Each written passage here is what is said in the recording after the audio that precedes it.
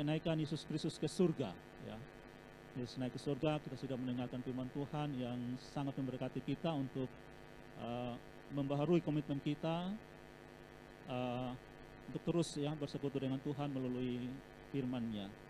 Dan hari ini saya mengajak kita semua untuk merenungkan firman Tuhan ya di bawah tema pergi dan akan kembali. Ya. Pergi dan akan kembali.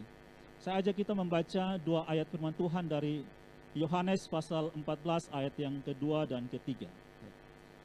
Injil Yohanes pasal 14 ayat 2 dan 3.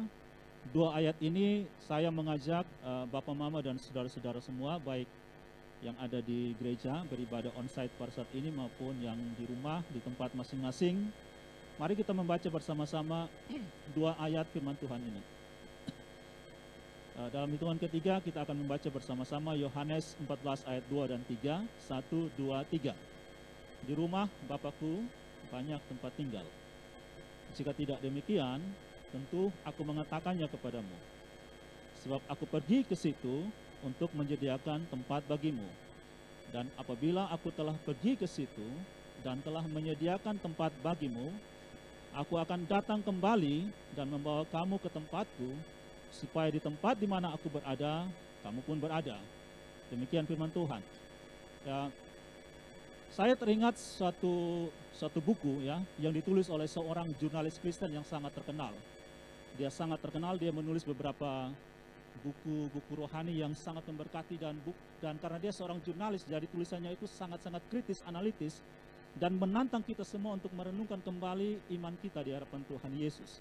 Nama jurnalis ini adalah Philip Yancey. Mungkin Bapak Mabel saudara pernah dengar atau pernah baca bukunya. Philip Yancey ya. Dia menulis satu buku dengan judul Bukan Yesus yang saya kenal. The Jesus I Never Knew. Bukan Yesus yang aku kenal.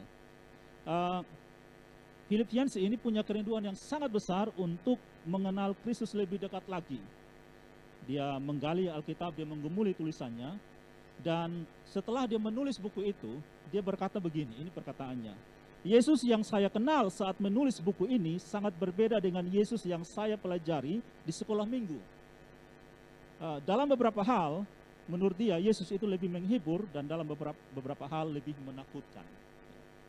Dan kesimpulannya terhadap Yesus setelah dia menggali Alkitab, dia berkata begini, Yesus itu sangat brilian, kreatif, menantang, tidak kenal takut, penuh kasih sayang, tidak bisa ditebak, dan pada akhirnya memuaskan.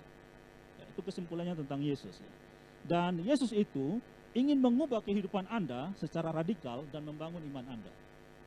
Nah, dia menemukan juga bahwa banyak guru-guru sekolah minggu, pemberita-pemberita firman Tuhan yang tidak mengabarkan Yesus seperti yang Alkitab kabarkan. Itu kesimpulannya dia. Ya, saya tidak tahu bagaimana kesimpulan Bapak Mabel saudara. Tetapi ini mau mengingatkan kita untuk terus menggali firman Tuhan, belajar firman Tuhan. Dari Kamis kembali kita diingatkan bagaimana orang-orang berjuang untuk setiap orang bisa membaca firman Tuhan di dalam bahasanya sendiri misalnya. Nah, karena itu Bapak Mama Saudara, kita tahu Yesus tidak pernah menulis buku, tetapi sampai hari ini Alkitab yang memberitakan tentang Yesus itu sudah diterjemahkan lebih dari 2000 bahasa di dunia ini. Dan itu melebihi semua buku yang pernah ditulis oleh siapapun dan pernah dicetak. Dan saudara tahu, Bapak Mama saudara tahu, Alkitab adalah satu-satunya buku di dunia yang paling dikritik, paling ditentang, tetapi tidak pernah terkalahkan. Alkitab itu sangat unik dan sangat luar biasa. Sangat rugi kalau kita selama hidup ini tidak mempelajari firman Tuhan yang ada dalam Alkitab.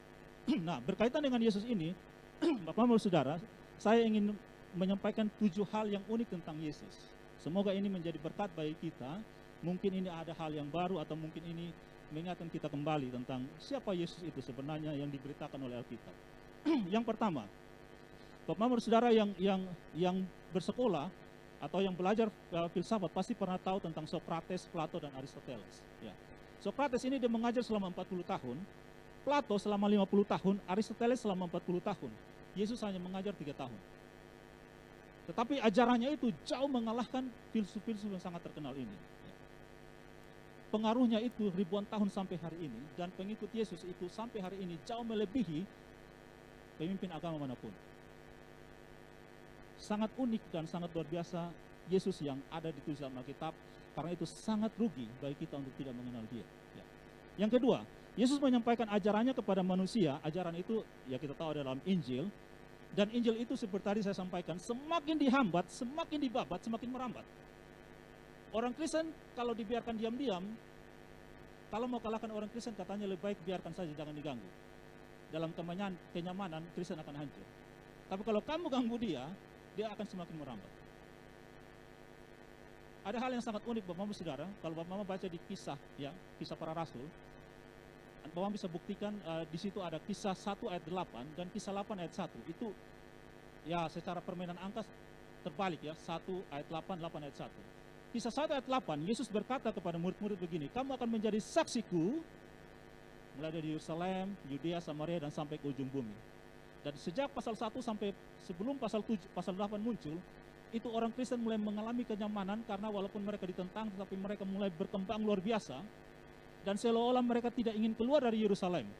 Maka muncullah kisah 8 ayat 1, penganiayaan mulai muncul terhadap orang Kristen. Dan sejak saat itu Injil mulai diberitakan sampai kita bisa yang namanya di Kupang, NTT ini kita bisa dengar Injil. Jadi semakin dibabat, semakin merambat. Itulah kekristenan. Nah, dan lebih dari 2 milenium yang tadi saya sampaikan, lebih dari 2 milenium Alkitab itu sudah diterjemahkan lebih dari 2000 bahasa atau dialek di seluruh dunia. Baik yang hanya misalnya satu kitab saja, atau hanya perjanjian lama saja, atau seluruh perjanjian lama, perjanjian baru. Kalau ditotalkan lebih dari 2000 bahasa. Sekitar 2400 atau 2500 bahasa sampai hari ini. Nah yang ketiga, ajaran yang termulia kita tahu ya, bahwa kalau orang omong tanpa dilakukan, ya itu katanya omdo, omong doa. Atau nato, no action talk only. Tapi Yesus berbeda, apa yang dia omong itu yang dilakukan. Itu yang disebut dengan integritas. Walk the talk.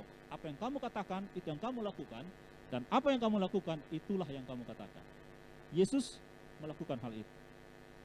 Apa yang dia katakan, itu yang dia lakukan. Bahkan dia menubuatkan apa yang akan terjadi, dan itu terjadi 100%. Tidak ada guru satupun di dunia yang bisa seperti itu. Yang keempat, Bapak-Bapak Saudara, setiap kali Yesus muncul di depan orang dan berbicara, itu pasti berbondong-bondong, mungkin ratusan ribuan orang akan mengikuti dia dan mendengarkan dia. Dan tidak ada panitia untuk menyiapkan hal itu. Tidak ada promosi, tidak ada publikasi. Kemanapun dia pergi, ribuan orang akan mengikuti dia. Ratusan orang akan mengikuti dia. Istilah Alkitab bilang, dari seluruh kampung, dari seluruh kota, orang berbondong-bondong datang dengarkan dia. Tidak ada mikrofon, tidak ada sound system seperti ini. Ketika dia, kalau kita tahu cerita Yesus memberi makan 4.000 orang, 5.000 orang, tidak ada seksi konsumsi. Tidak ada panitia yang harus mendaftar siapa yang mau makan, siapa butuh makan, siapa bawa apa, tidak ada. Tapi Yesus perintahkan murid-muridnya, kamu harus beri mereka makan. Yang kelima, Bapak-Bapak Saudara, Yesus bukan mengajar seperti guru-guru agama pada saat itu, ahli Taurat dan orang Farisi. Dalam pengajarannya setiap kali kalau dia mengajar, mereka selalu takjub akan apa yang diajarkan. Bahkan ada cerita yang cukup lucu, para pemimpin agama pada saat itu suruh orang datang tangkap Yesus. Tapi kemudian mereka kembali, ya. Lalu orang-orang bertanya, para pemimpin bertanya, kenapa kamu tidak bawa dia? Kenapa kamu tidak tangkap dia? Respon mereka begini, kami belum pernah lihat orang yang seperti itu. Kami belum pernah menemukan orang seperti itu. Karena kagumnya mereka tidak bisa tangkap. Yang keenam, Bapak-Bapak Saudara, ajaran Yesus itu intinya kita tahu dalam Alkitab adalah kasih. Kasih secara vertikal, horizontal, universal, lintas emosi. Bahkan Yesus katakan, kasihilah musuhmu, berdoalah bagi mereka yang menganiaya kamu. Dan sampai hari ini tidak ada satupun ajaran yang seperti itu. Pemimpin-pemimpin agama, pemimpin dunia, guru-guru besar bisa katakan kepada murid-muridnya atau pendengarnya, kasihilah orang, tetapi tidak ada yang mau berkorban untuk itu. Bahkan mereka bisa menjual orang lain. Banyak pemimpin-pemimpin, kalau ada masalah anak buah yang dikorbankan. Dia aman di belakang. Tapi Yesus, ketika mereka mau menangkap dia di Getsemani, dia katakan, ini aku, biarkan mereka pergi. Sampai di titik itu pun, dia masih membela murid-muridnya. Siapa yang kau cari? Yesus orang Nazaret, ini aku. biarkanlah mereka pergi. Kalau memimpin dunia tidak. Anak buah korban dulu, dia lari supaya aman. Dan Yesus katakan tidak ada kasih yang lebih besar daripada kasih seorang yang memberikan nyawanya bagi sahabat-sahabatnya. Aku memberikan nyawaku bagi domba-dombaku, aku memberikan nyawaku untuk menerimanya kembali. Ya. Yang ketujuh, yang terakhir Bapak Mama Saudara. Kalau misalnya Bapak Mama Saudara difitnah oleh orang, dikhianati oleh orang dekat, apalagi diadili dengan pengadilan yang tidak adil, disiksa, dicambuk, pertanyaannya, apa respon Bapak Mama Saudara? Mungkin makian, mungkin umpatan, dan segala macam. Itu yang Yesus alami, tetapi dia tidak merespon seperti hal itu. Makanya ketika kita tahu dalam Alkitab, ketika dia disalibkan, pemimpin pasukan itu berkata, sungguh dia ini orang benar. Karena pemimpin pasukan itu mungkin dia sudah salibkan ribuan orang, tetapi tidak ada satu orang pun yang seperti Yesus. Mulai dari pengadilan yang sangat tidak adil sampai dia tergantung di kayu salib, tidak ada satupun kata makian yang dia keluarkan, atau penyesalan, atau pengampunan dosa. Tidak ada. Justru dia mengampuni orang yang telah menyalibkan dia. Dan Yesus sangat produktif. Sampai di titik akhir sebelum dia menyerahkan nyawanya kepada Bapaknya, dia sangat produktif. Di atas kayu salib ketika tergantung antara langit dan bumi pun, dia masih selamatkan penjahat yang berkata, Yesus, ingatlah aku kalau engkau datang sebagai Raja. Yesus katakan dengan sangat yakin, pada hari ini juga, engkau bersama-sama dengan aku di Firdaus. Dia sangat produktif sampai nafas yang terakhir sebelum dia serahkan nyawanya kepada Bapaknya di surga.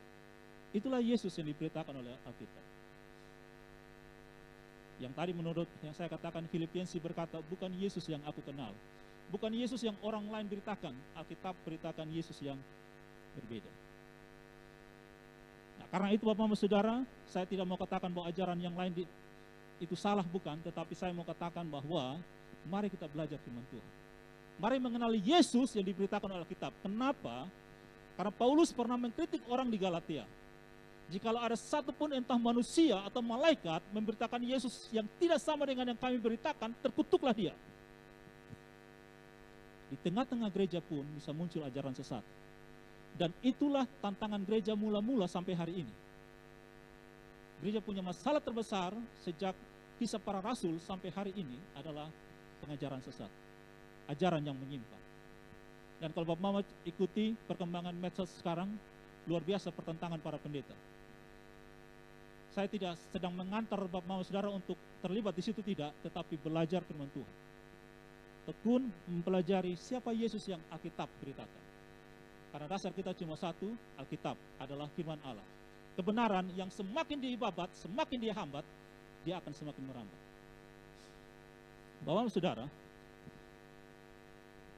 hari ini ya kita ya sudah memperingati ya kenaikan Yesus ke surga pada hari Kamis kemarin, dan kita sedang ada di dalam masa-masa, kalau mengikuti kalender gereja, kita sedang ada di masa menantikan kedatangan Roh Kudus, keturunan Roh Kudus, pencurahan Roh Kudus. Ya.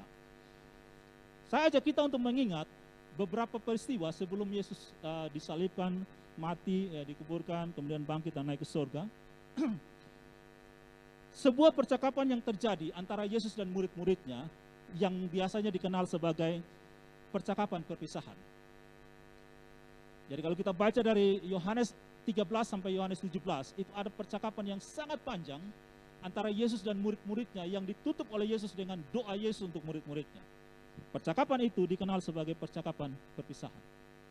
Nah, tadi saya ajak Bapak Saudara membaca ayat 2 dan 3. Nah, tentunya sebelum ayat 2 ada ayat 1. Ya, ayat 1 ini yang menjadi penyebab kenapa ayat 2 dan 3 itu muncul, disampaikan oleh Yesus. Kenapa? Karena dalam Yohanes 14 ayat 1, Yesus sempat singgung, jangan gelisah hatimu. Percaya kepada Allah dan percaya juga kepadaku. Di bagian ini Bapak Ibu Saudara, mungkin Bapak Ibu Saudara membaca bagian ini biasa-biasa, tetapi penekanan di sini, kita tahu Alkitab berkata begini, jangan ada padamu Allah lain di hadapanku. Jangan mengandalkan manusia, terkutuklah orang yang mengandalkan manusia. Artinya, terkutuklah orang yang percaya kepada manusia, mengandalkan manusia. Nah, ketika Yesus katakan, percaya kepada Allah, percaya juga kepadaku, Yesus mengatakan bahwa akulah Allah. Percaya kepadaku. Nah, Mengapa Yesus mengucapkan kalimat ini? Jangan gelisah hatimu. Kenapa? Ada 3 penyebab. Ya. Yang pertama, di dalam percakapan perpisahan itu, sebelum pasal 14 dari Yohanes, Yesus bilang kepada Petrus, ya, engkau akan tergoncang imanmu malam hari ini. Nah, Petrus itu dikenal sebagai pemimpin para rasul. Kalau pemimpin itu imannya sudah tergoncang, bagaimana dengan orang yang dipimpin? Dan Yesus bernubuat, ketika Petrus katakan, aku mau mati demi kamu, Yesus katakan, malam hari ini, sebelum ayam berkokok, kamu sudah 3 kali menyangkal aku. Yesus menubuatkan tentang kegagalan Petrus. Dan yang ketiga adalah Yesus katakan begini, di dalam Yohanes 13 ayat 33 dan 36, Yesus katakan, hanya seketika saja lagi aku akan ada bersama-sama kamu, kamu akan mencari aku, dan seperti yang telah aku katakan kepada orang Yahudi, ke tempat aku pergi, kamu tidak mungkin datang. Demikian pula aku katakan kepada kamu. Ayat 36. Simon Petrus berkata kepada Yesus, Tuhan, kemanakah engkau pergi? Jawab Yesus, ke tempat aku pergi, engkau tidak dapat mengikuti aku sekarang, tetapi kelak engkau akan mengikuti aku. Perkataan Yesus ini membuat murid-murid gelisah. Karena mereka sangat mengagumi Yesus dan mereka ingin pergi kemanapun Yesus pergi. Tapi Yesus katakan, ke tempat aku pergi tidak mungkin kamu datang. Murid-murid gelisah. Lalu Yesus katakan, jangan gelisah hatimu. Percaya kepada Allah, percaya juga kepada kata Yesus. Lalu dia sambung, di rumah Bapakku banyak tempat tinggal. Ya. Jadi Yesus memberikan jalan keluar kepada murid-murid atas kegelisahannya adalah dia menghibur mereka. Bukankah itu yang kita butuhkan ketika kita sedang susah? Kekuatan serta penghiburan. Kita butuh itu. Mereka harus percaya sebab kegelisahan itu bertentangan dengan iman. Ketika orang gelisah, dikuasai gelisah, biasanya imannya mulai rontok. Tapi ketika orang imannya kuat, biasanya kegelisahan tidak bisa menguasai dia.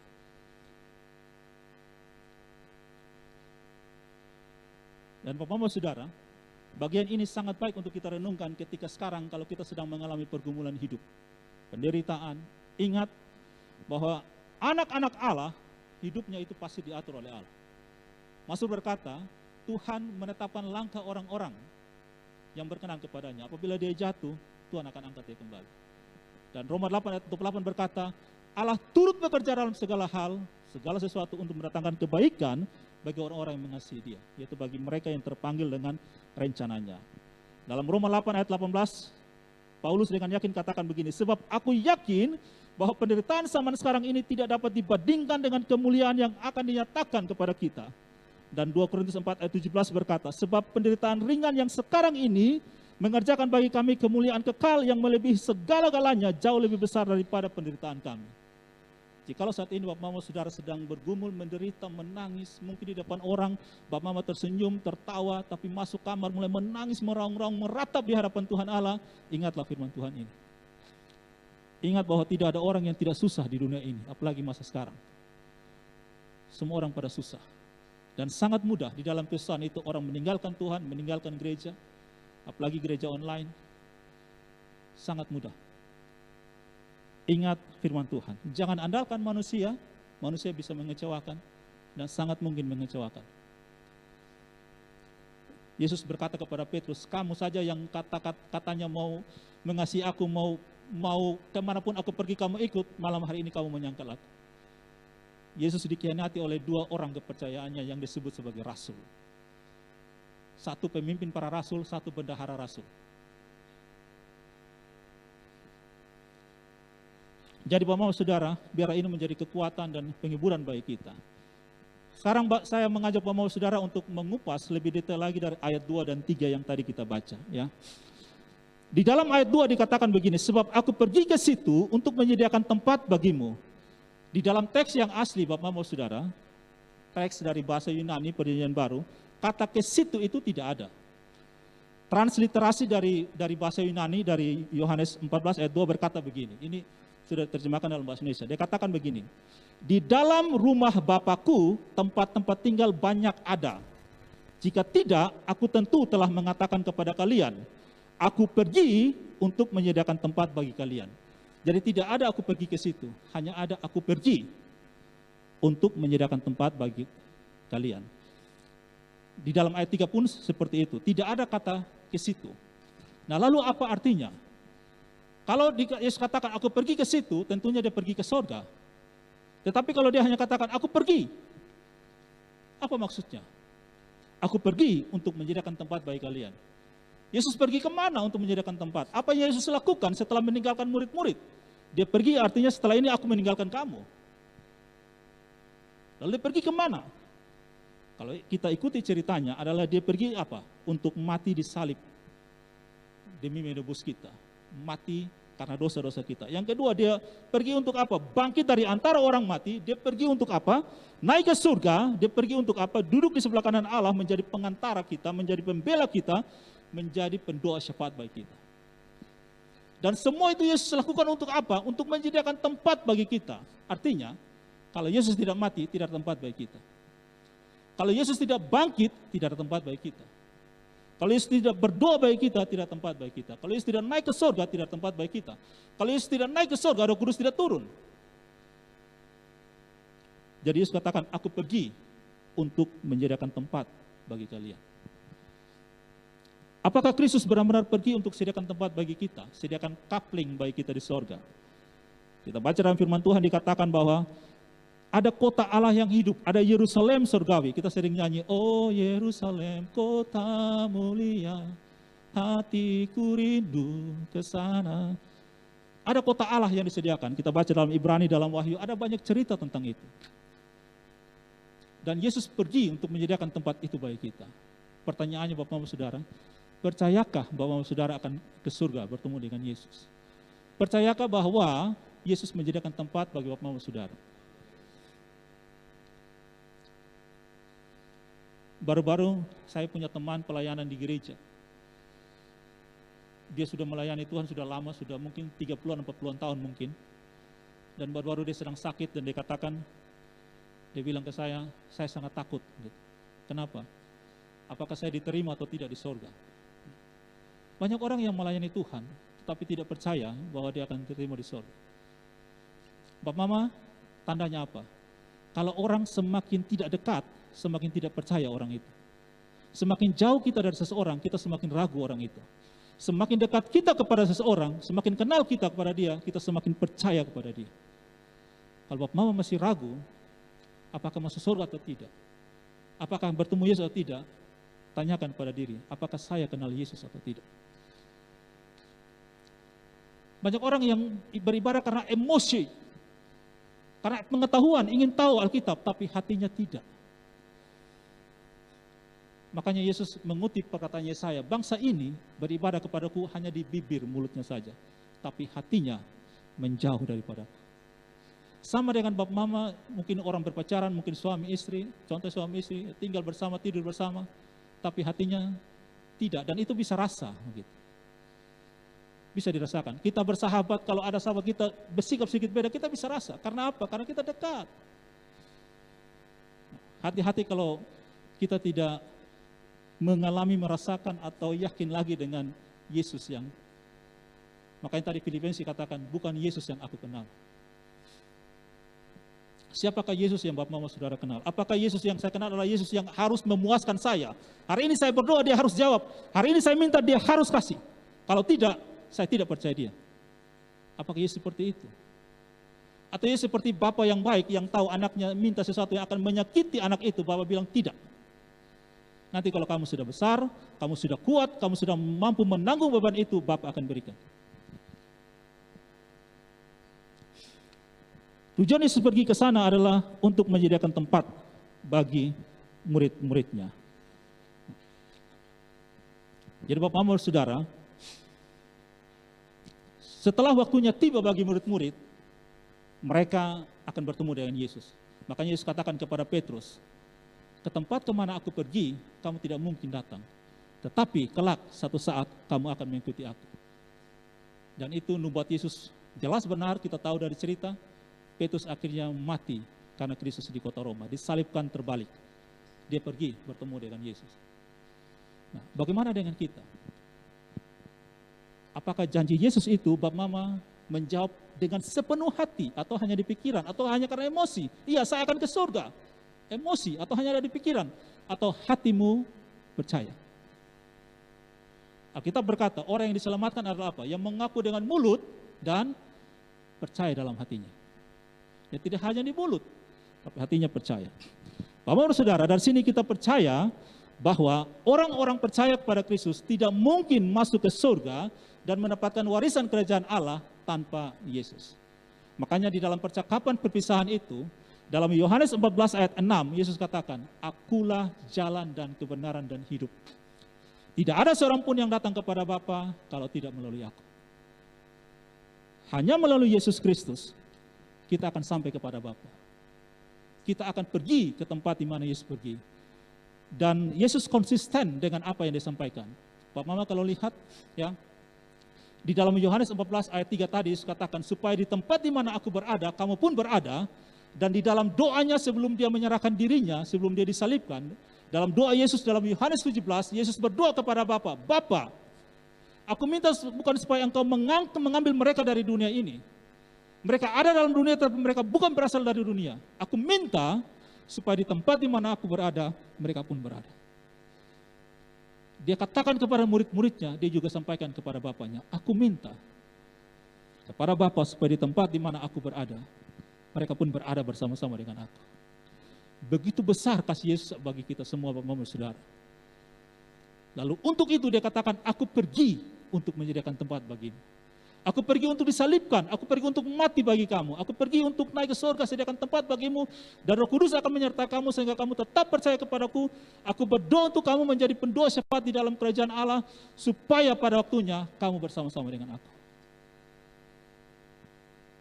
Pertanyaannya, apakah Bapak mau Saudara percaya? Dengan segenap hati, dengan kesadaran penuh, Tuhan, saya percaya. Percaya artinya Tuhan, saya rela menderita bagimu. Percaya artinya saya rela, saya tidak dapatkan apa yang saya inginkan kalau Tuhan katakan itu tidak baik untuk kamu saat ini. Percaya artinya walaupun kamu sakit, kamu tetap percaya kepadaku. Percaya artinya ketika kamu diberkati, kamu tidak sombong dan ingat aku. Itu artinya kita percaya kepada Tuhan. Yesus katakan, "Aku akan datang kembali." Kapan waktunya? Tidak ada yang tahu. Detik, menit, jam, tanggal, bulan, tahun, tidak ada yang tahu. Dan itu bisa berarti dua hal. Yesus datang kembali artinya saatnya kita mati secara fisik, meninggalkan dunia ini. Atau yang kedua, dia datang di atas awan-awan dan menyambut kita. Tidak ada yang tahu waktunya. Karena itu Yesus berpesan, berjaga-jaga dan berdoalah. Sebab kamu tidak tahu kapan waktunya. Supaya ketika aku datang, kamu tidak kedapatan telanjang, tidak kedapatan sedang berpesta pora, tidak kedapatan sedang hidup dalam dosa, tapi kamu sedang menanti-nantikan aku. Berjaga-jaga dan berdoa. Di dalam Yohanes 14 ayat 2-3, Bapak-Bapak Saudara, ini catatan khusus bagi kita, supaya kita punya fokus hidup itu jelas, orientasi hidup itu jelas. Kita ada dalam dunia, kata Yesus, tetapi kita bukan berasal dari dunia.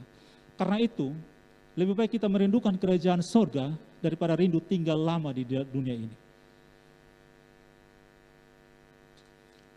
Fokus hidup kita bukan berkat, bukan sehat selama-lamanya, bukan hidup selama-lamanya di dunia ini. Tapi fokus hidup kita terarah kepada Tuhan. Makanya dalam Filipi 1, Paulus katakan, "Aku lebih rindu untuk kembali ke surga. Bagiku hidup adalah Kristus dan mati adalah untung. Tapi kalau aku masih hidup di dunia ini, adalah hidup untuk memberi buah." Kalau Tuhan tidak jemput kita setelah kita ibadah sekarang ini, berarti masih ada kesempatan bagi kita untuk berbuah. Bukan berpesta pora, bukan hidup dalam dosa. Mari kita lihat ayat yang ketiga, Bapak-Bapak Saudara.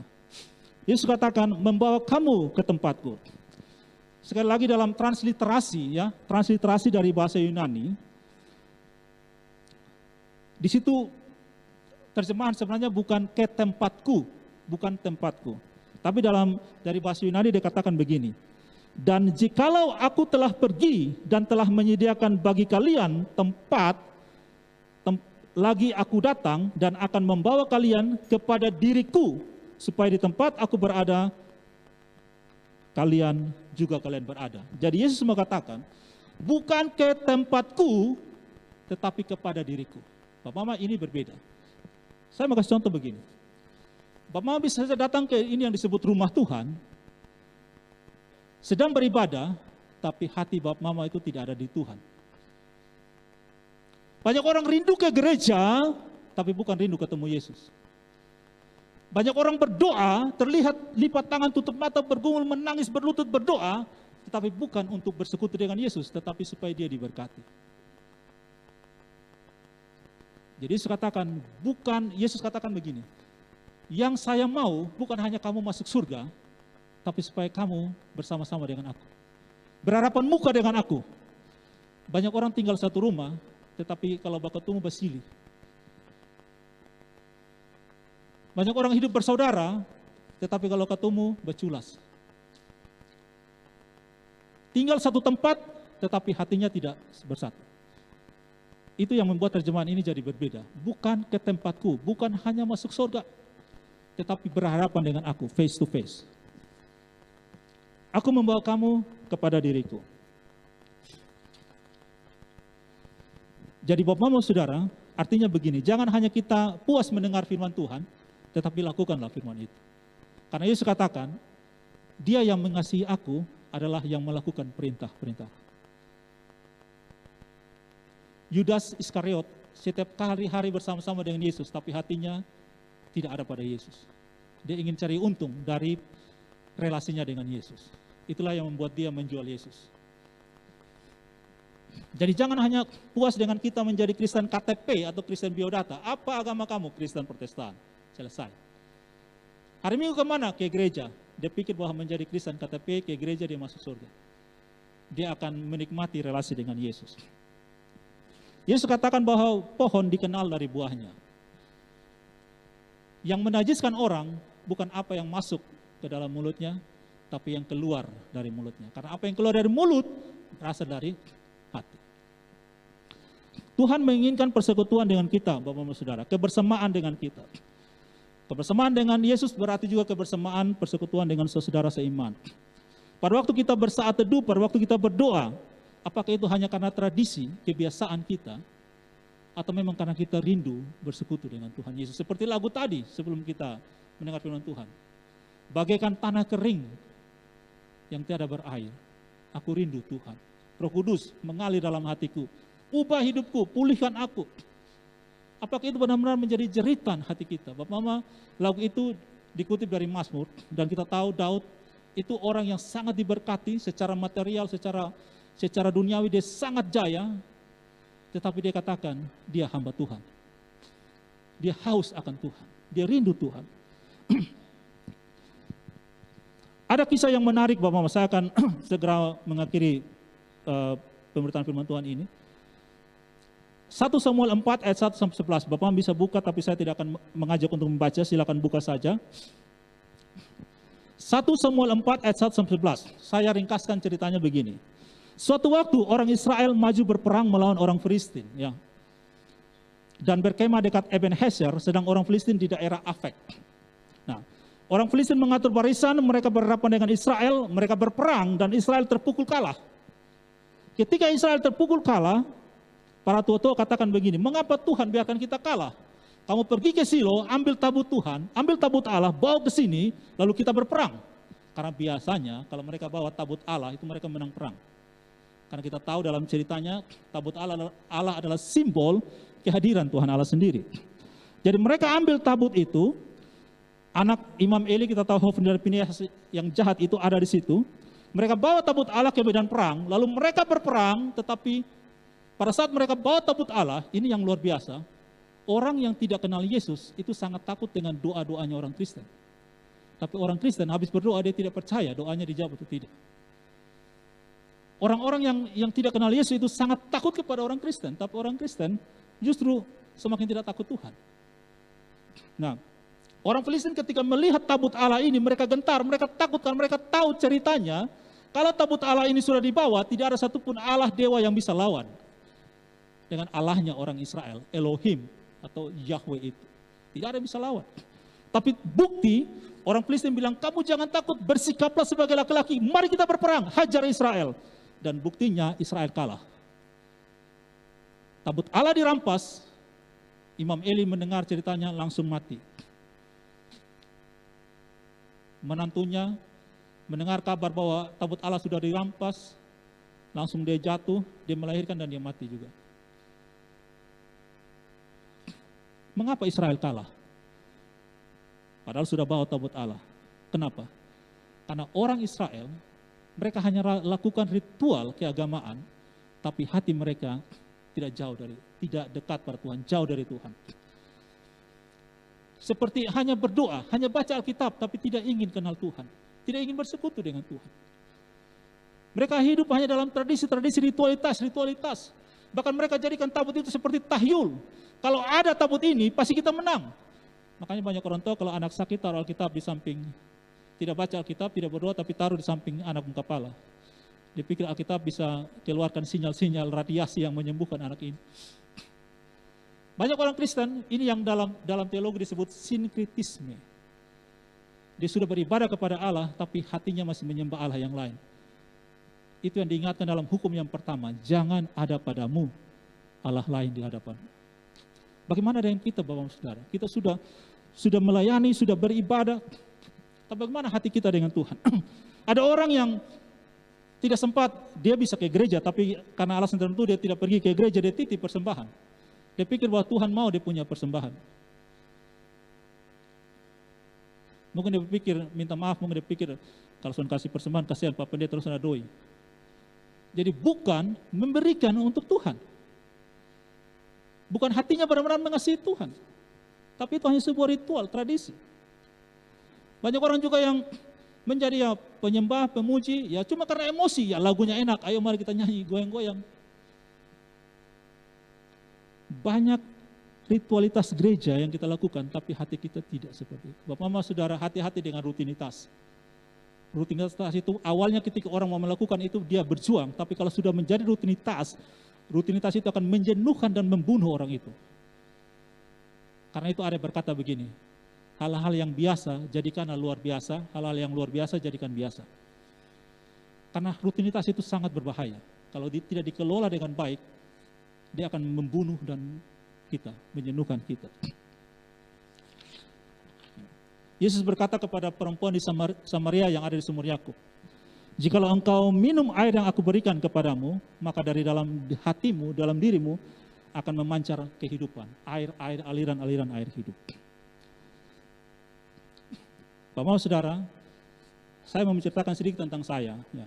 Saya ini lahir dan dibesarkan dalam keluarga Kristen. Bapak saya pendeta. Mama saya ya mungkin dikenal dengan majelis gereja. Di tempat kita disebut dengan presbiter. Dan saya dididik oleh orang tua saya untuk mengenal Kristus sejak kecil. Bapak mama saya itu guru sekolah minggu saya. Saya bertumbuh di dalam gereja, diajar untuk mengasihi Tuhan, terlibat di dalam berbagai kegiatan gereja. Mulai dari sekolah minggu, pemuda, temani pendeta pelayanan kemana-mana, aktivitas gereja, interdenominasi saya ikut. Tapi jujur saya katakan hati saya kosong. Satu, karena itu rutinitas. Yang kedua, karena saya tidak sungguh-sungguh kenal Tuhan yang saya layani. Apalagi sebagai anak muda, hanya ingin cari nama, cari pamor, cari ketenaran, supaya orang tahu saya bisa, saya hebat. Hati saya kosong. Satu waktu Tuhan izinkan saya sakit. Lalu saya dididik oleh orang-orang yang Tuhan tentukan untuk mendidik saya menjadi Kristen yang benar-benar. Akhirnya saya bertobat dengan ayat ini. Roma 14 ayat 17. Sebab kerajaan Allah bukan soal makanan atau minuman, tapi soal kebenaran, damai sejahtera, dan sukacita oleh Roh Kudus. Bukan soal makan minum. Itu yang Yesus ingatkan dalam Matius 6. Makan minum pakai itu dicari bangsa-bangsa yang tidak kenal Allah. Kamu tidak sama seperti mereka. Cari kerajaan Allah dan kebenarannya, dan itu akan ditambahkan kepadamu. Dari situ saya bertobat. Saya sungguh-sungguh bertobat. Dan sejak saat itu saya bilang, Tuhan, saya totally committed untuk Tuhan. Saya komitmen total untuk Tuhan. Saya bertobat sungguh-sungguh. Lalu saya rasakan bahwa selama ini yang saya buat itu omong kosong di hadapan Tuhan. Tidak ada gunanya. Saya melayani tapi hati saya kosong. Untuk apa? Orang kalau melayani Tuhan hati dia kosong, itu yang ada cuma tersinggung, kecewa, sakit hati, orang omong kritik sedikit dia sakit hati dan pergi lagi. Itu karena hatinya kosong. Kenapa? Hati kosong, dia cari sesuatu untuk isi hati itu. Sedangkan hati kita diciptakan oleh Allah untuk Allah berdiam. Jadi selain Allah yang berdiam di situ, kita tidak akan pernah puas. Kita akan cari kemana-mana untuk puaskan itu. Dan semakin kita sibuk, semakin kita cari, kita semakin lelah dan kita semakin hancur. Semakin kecewa. Lalu kita ketemu sesuatu yang bukan berasal dari Tuhan, kita katakan ini Tuhan punya. Akhirnya kita jatuh dan hidup kita hancur. Jatuh dalam apa? Dalam pesta pora, dalam kemabukan, dalam kesenangan dunia, dalam free sex, dalam segala hal. Dia pikir memuaskan hatinya, tetapi tidak. Makanya Yesus katakan kepada perempuan Samaria di Sumur Yakub, kamu sudah punya 5 suami, tapi 5-limanya bukan suami kamu yang sah. Kenapa? Karena perempuan ini ingin memuaskan hasratnya, tapi tidak pernah puas sampai dia kalau istilah sekarang pelakor. Tidak puas juga. Tapi Yesus bilang kalau kamu minum air yang aku berikan kepadamu, dari dalam dirimu akan mengalir aliran-aliran air hidup. Amsal 4 ayat 3 berkata, jagalah hatimu dengan segala kewaspadaan, karena dari situlah terpancar kehidupan. Dan karena itu Bapak-Bapak Saudara, sampai hari ini Tuhan terus mendidik saya dan saya terus bergumul dengan Tuhan.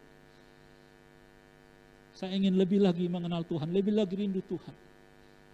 Dan memang itu tidak mudah. Semakin kita rindu kepada Tuhan, dunia berusaha menarik kita untuk jatuh. Dunia akan ingatkan kita, kamu punya masa lalu yang kelam. Kamu gagal, kamu tidak bisa apa-apa.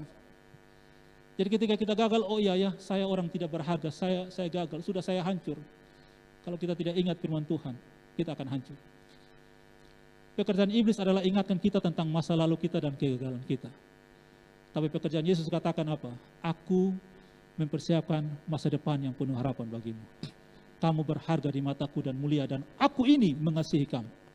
Aku pergi untuk menyediakan tempat bagimu. Jadi hati-hati Bapak Mama ketika sedang bergumul kecewa, dengarkan suara Tuhan, cari Tuhan.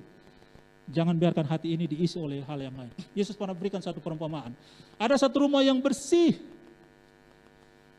sudah dibersihkan, tetapi tidak ada yang tinggal. Lalu 7 roh jahat datang, lebih jahat lagi, dan orang itu hidupnya lebih jahat lagi. Mungkin Bapak Mama sudah dengar firman Tuhan dan bersih.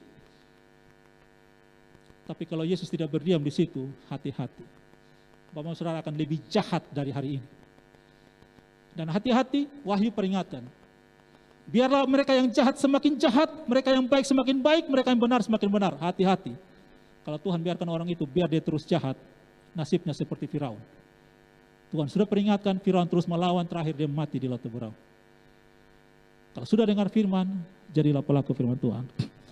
Bagian penutup saya mau bicara kepada teman-teman anak-anak muda. Ada sebuah hasil riset dari Barna Riset, ini riset Yayasan Kristen. Dia meriset 15.000 orang muda usia 18 sampai 35 tahun.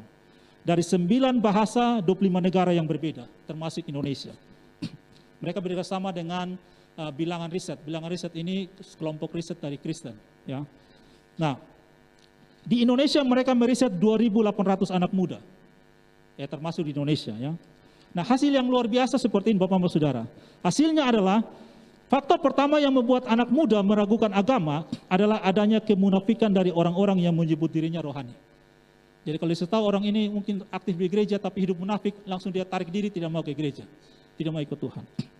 Nah, juga mereka mengalami tantangan emosional, misalnya mulai kesepian, perasaan tidak dikasihi, diserang kekhawatiran, rasa tidak aman, di tempat dimanapun harusnya aman, di gereja yang harusnya aman, mereka merasa tidak aman. Ingat, itu masalah hati, kekosongan hati, bukan masalah intelektual. Banyak orang pintar justru hatinya kosong. Banyak orang kaya hatinya kosong. Pas kereta api lewat, tabrak diri kereta api, mati. Bahkan kalau kita ingat tahun kemarin ya, atau awal tahun ini, di Jepang dimunculkan menteri kesepian. Karena banyak anak-anak remaja pemuda yang bunuh diri karena stres dengan pandemi COVID-19. Itu masalah hati. Mereka rutin dengan segala aktivitas yang sangat tinggi, tapi hatinya kosong. Nah, itu berbahaya. Berbahaya. Tahun 2018, bilangan riset memberikan hasil riset tentang fakta perubahan yang dialami anak muda ini, ya, usia 15-25 tahun. Usia ini dianggap titik penting di dalam perjalanan iman menuju dewasa. Nah, risetnya berkata begini, 91,8% remaja Kristen di Indonesia rutin beribadah di gereja. baik ibadah umum maupun ibadah pemuda atau ibadah remaja. Tetapi 14%-nya berpikir untuk bunuh diri. Ini yang berbahaya. Saya tidak tahu yang ada sini pernah pikir bunuh diri atau tidak. Atau Bapak Mama yang ada sekarang ini tahu tidak, di anak-anak pernah pikir mau bunuh diri. Pernah sakit hati dengan Bapak Mama, itu perlu dicari tahu, hati-hati. Ya. Nah, kemudian kenapa ini muncul? Kenapa mereka mau bunuh diri? Jawabannya adalah mereka miskin pengharapan. Mereka hidup tapi tidak punya pengharapan. Dan kita tahu orang masih bisa tahan lapar, orang bisa tahan haus, orang masih bisa tahan napas. Tapi kalau tidak punya pengharapan, itu dia dekat kepada bunuh diri. Cerita jembatan Liliba. Milikilah pengharapan, dan Yesus hadir membawa pengharapan. Dia bilang apa? Aku pergi menyediakan tempat bagimu. Kalau tempat sudah tersedia, aku kembali bawa kamu ke sana. Pengharapan yang tidak ada satupun manusia di dunia ini, pemimpin agama sehebat apapun, pemimpin dunia sehebat apapun yang bisa berkata seperti Yesus. Yesus membawa pengharapan bagi kita. Dan kita tahu dalam 1 Korintus 13 ayat 13 ada 3 hal yang besar dalam hidup ini, iman, pengharapan, dan kasih.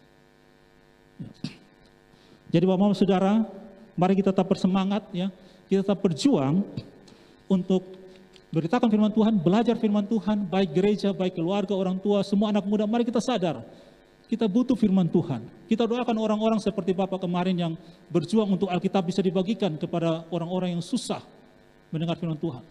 Kita sudah punya Alkitab, kita belajar firman Tuhan. Selain karena itu firman Tuhan, kita juga hargai mereka yang berjuang untuk itu. Dan kita belajar mengenal Yesus yang benar yang ada dalam firman Tuhan.